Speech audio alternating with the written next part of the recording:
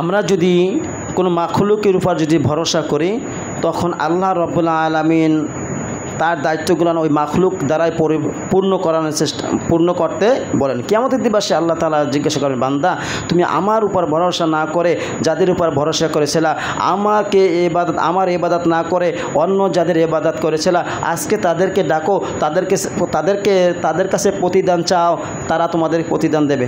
সম্ভব? তাহলে চাইতে হবে কার কাছে? আল্লাহর কাছে।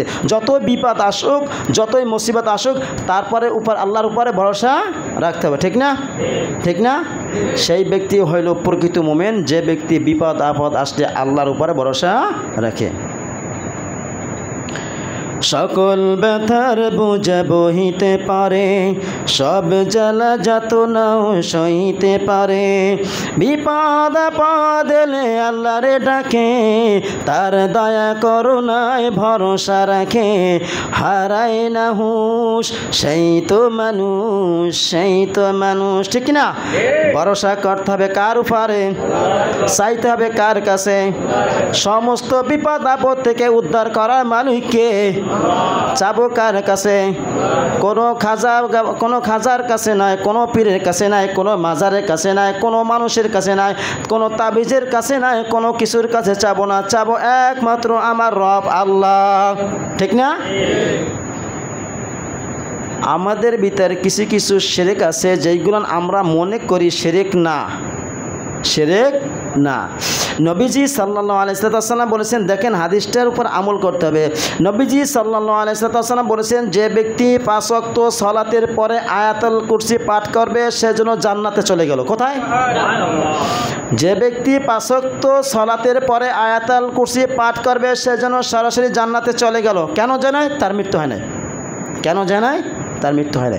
আয়াতুল কুরসির ভিতর কি? আল্লাহু লা ইলাহা ইল্লা হুয়াল হাইয়ুল কাইয়ুম। আল্লাহু লা ইলাহা, আল্লাহ ছাড়া কোনো ইলাহা নাই, আল্লাহ ছাড়া কোনো আইনদাতা নাই, আল্লাহ ছাড়া কোনো বিধানদাতা নাই, আল্লাহ তাআলা ছাড়া কোনো শাসনকর্তা নাই। এইগুলান মানার পরে যদি আমরা আমলে পরিণত না করি তাহলে এইটার উপর ভরসা করা হলো? এটা মানা হলো? লা ইলাহা ইল্লাল্লাহ, আল্লাহ ছাড়া কোনো মাবুদ নাই, আল্লাহ ছাড়া কোনো আইনদাতা নাই, আল্লাহ ছাড়া কোনো সৃষ্টিকর্তা নাই, আল্লাহ ছাড়া কোনো বিধানদাতা নাই। এইগুলো যখন আমরা অন্তরে বিশ্বাস করি, যখন কাজে পরিণত করতে যাই, তখন আমরা এইখান থেকে পলায়ন করি। ঠিক না?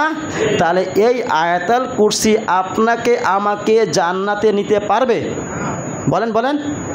আমল করতে হবে। ঠিক না? আপনার শরীরে একটু জ্বালা পড়া হয়েছে, আপনি সূরা ফাতিহা পানিতে ফু দিয়ে সেবন করেন, আল্লাহ তাআলা শেফা দান করবেন না?